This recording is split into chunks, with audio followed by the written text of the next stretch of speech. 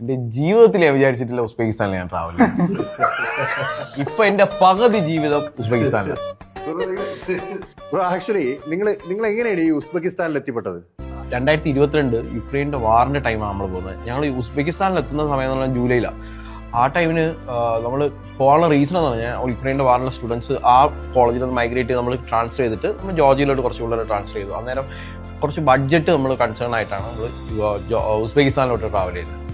പിന്നെ ട്രാവൽ ചെയ്തപ്പോൾ വളരെ സർപ്രൈസിങ് ആയിരുന്നു. എങ്ങനെയുണ്ടായിരുന്നു ഉസ്ബെക്കിസ്ഥാൻ എക്സ്പീരിയൻസ്? ഉസ്ബെക്കിസ്ഥാൻ എന്ന് പറഞ്ഞാലേ ഭയങ്കര ആയിട്ട് നമ്മളെ സർപ്രൈസ് ചെയ്യുന്ന ഒരു കൺട്രിയാണ്. മനസ്സിലാവുന്നു. അത് അവിടെ ട്രാവൽ ചെയ്ത് എല്ലാവർക്കും അതേ ഒപ്പീനിയൻ ആയിരിക്കും. ബിക്കോസ് നമ്മളെ എയർപോർട്ടിൽ നിന്ന് വെളിയിറങ്ങുന്ന ഒരു മൊമെന്റ് മുതൽ വി ഫീൽ ലൈക്ക് ഒരു സെലിബ്രിറ്റി ഫീൽ ഉണ്ട് അവിടെ. ആലോചിക്കുക, ഇപ്പൊ ആദ്യമായിട്ടാണ് ഞാൻ ഇത്രയും രാജ്യങ്ങളിൽ ട്രാവൽ ചെയ്തില്ല.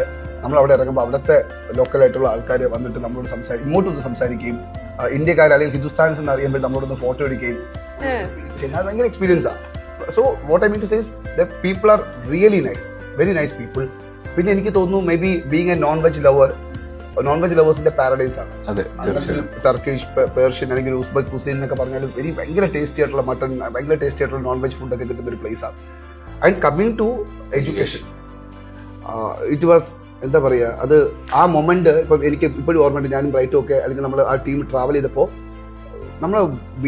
നമുക്ക് വിശ്വസിക്കുന്നതിന് മുകളിൽ ഉള്ള ഒരു എക്സ്പീരിയൻസ് ആയിരുന്നു. ബിക്കോസ് നമ്മൾ യുക്രൈനിൽ പഠിച്ചിട്ടാണ്, അല്ലെങ്കിൽ നമ്മുടെ സ്റ്റുഡൻസ് ചിലപ്പോൾ യുക്രൈനിൽ പഠിക്കുന്ന ആൾക്കാർ. അപ്പം അതേപോലെ തന്നെ വളരെ ഓൾഡ് ആയിട്ടുള്ള ഏൻഷ്യന്റ് ആയിട്ടുള്ള ഗവൺമെന്റ് യൂണിവേഴ്സിറ്റീസ് ആണ്. അപ്പോൾ നമ്മൾ എക്സ്പെക്ട് ചെയ്തപ്പോൾ യുക്രൈനിലെ ഗവൺമെന്റ് യൂണിവേഴ്സിറ്റീസ് എങ്ങനെയാണ് ഇപ്പോൾ 1947, 60 എന്നൊക്കെ പറയുമ്പോൾ അതും വളരെ പഴയ തന്നെ ഇൻഫ്രാസ്ട്രക്ചറുമാണ്. ഉസ്ബെക്കിസ്ഥാനിലോട്ട് പോകുമ്പോൾ ഇത്രയും തന്നെ പഴക്കമുള്ള യൂണിവേഴ്സിറ്റീസ്, ഭയങ്കര മോഡേൺ ഇൻഫ്രാസ്ട്രക്ചർ. എനിക്കൊന്നും 2022 ഗവൺമെന്റ് എല്ലാ യൂണിവേഴ്സിറ്റി 2020 ഫണ്ട് അനുവദിച്ച് ആ ടൈമിൽ എല്ലാ റിനോവേഷനും കഴിഞ്ഞ് നമ്മൾ പോകുമ്പോൾ ഓൾമോസ്റ്റ് റിനോവേറ്റഡ് ആയിട്ടുള്ള, അതായത് അത്രയും ഓൾഡ് യൂണിവേഴ്സിറ്റി ബട്ട് ഭയങ്കര ന്യൂലി ഇൻഫ്രാസ്ട്രക്ചർ, ഭയങ്കര തിരക്കുള്ള ഹോസ്പിറ്റൽസ്, നല്ല clinical exposure.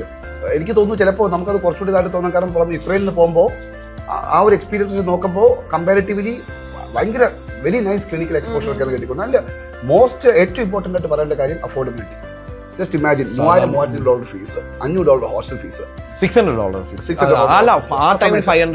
Hostel fees, visa renewal എല്ലാം കുറിച്ച് ആ സമയത്ത് എനിക്ക് ഒരു $350-400 സംതിങ് ഉണ്ടായിരുന്നപ്പോൾ.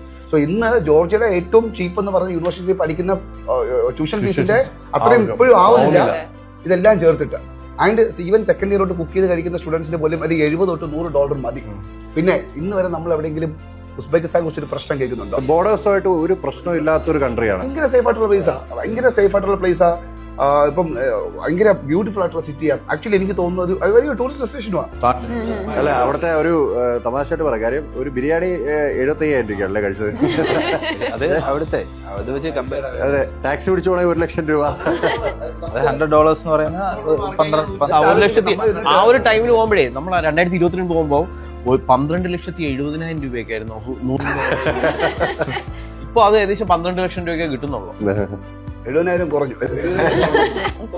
നമ്മള് 5 പേര് ഭക്ഷണം കഴിച്ചിട്ട് ഇറങ്ങുന്ന 7 ലക്ഷം രൂപയ്ക്കാണ് ബില്ല് കൊടുക്കുന്നത്, അവിടുത്തെ കറൻസി. മനസ്സിലാവുന്നു. അപ്പം മേ ബി അതുകൊണ്ട് തന്നെ കുട്ടികൾക്ക് ഭയങ്കര ചീപ്പ്. നമ്മുടെ പിള്ളേരൊക്കെ മാസം ലക്ഷങ്ങൾ വെച്ചാൽ കളിക്കുന്നത്. സോ യാ, ഫൈനലി അങ്ങനെയാണ് നമ്മൾ ഉസ്ബെക്കിസ്ഥാനിൽ എൻഡ് ചെയ്യുന്നത്. ബട്ട് ബ്രൈറ്റ് പറഞ്ഞ പോലെ ഇന്ന് ബ്രൈറ്റിന്റെ ഹാഫ് ലൈഫ് ഉസ്ബെക്കിസ്ഥാനിലെ കഴിയുന്നത്. കാരണം അത്ര പോപ്പുലർ ഡെസ്റ്റിനേഷൻ. ലൈക്ക് ഇന്ന് നമുക്ക് ഇങ്ങോട്ട് ഏറ്റവും കൂടുതൽ എൻക്വയറി വരുന്നതും അല്ലെങ്കിൽ പോയ കുട്ടികൾ ഹാപ്പി ആയിരിക്കുന്നതും പോയ കുട്ടികൾ അത്രയും റെഫറൻസ് തരുന്നൊക്കെ ഒരു പ്ലേസാണ്. പഴയതുപോലെ അല്ല, കാരണം ഇപ്പൊ സ്റ്റുഡൻസ് ഇങ്ങോട്ട് ഡിമാൻഡ് ചെയ്യുന്നുണ്ട്. യുക്രൈനിൽ പഠിച്ച കുട്ടികൾക്കെല്ലാം ഇവിടെ ഇങ്ങോട്ട് ട്രാൻസ്ഫർ ആകുമ്പോൾ അത് ഭയങ്കര ബെസ്റ്റ് റിലീഫ് തന്നെ ആയിരിക്കും. തീർച്ചയായിട്ടും അവർ വണ്ടറായി കാണും അല്ലേ അവർ, കാരണം ഒരിക്കലും പ്രതീക്ഷിക്കാത്തൊരു കാര്യം. അല്ല, അത് മാത്രമല്ല അവരുടെ ഒരു സിറ്റുവേഷൻ അങ്ങനെയല്ല, ഒരു വാർ ഫേസ് ചെയ്യുന്ന വന്നിട്ട് അല്ല ഇവിടെ ഒരു ഭയങ്കര പീസാണ്. ട്രാൻസ്ഫർ ആയ കുട്ടികളൊക്കെ കുറെ ആൾമോസ്റ്റ് എല്ലാം ഗ്രാജുവേറ്റ് ആയി. ഇപ്പോൾ മോസ്റ്റ്ലി ഫ്രഷ് സ്റ്റുഡൻസ് നമ്മുടെ ഹോട്ടലിൽ പഠിക്കുന്നത്. Some students are still there graduate ആവാനായിട്ട്. But yeah, they are all happy.